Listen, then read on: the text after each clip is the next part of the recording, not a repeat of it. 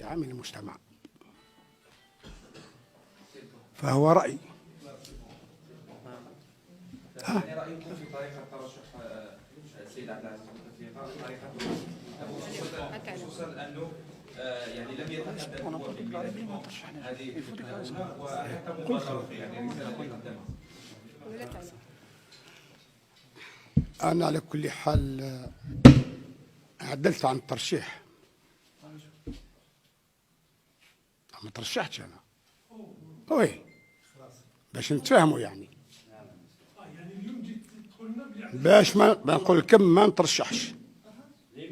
ها ما هي الأسباب؟ قلنا لك الرئيس السابق للمجلس الشعبي الوطني سعيد بوحجة عن عمر ناهز 82 عاما بعد معاناة طويلة مع المرض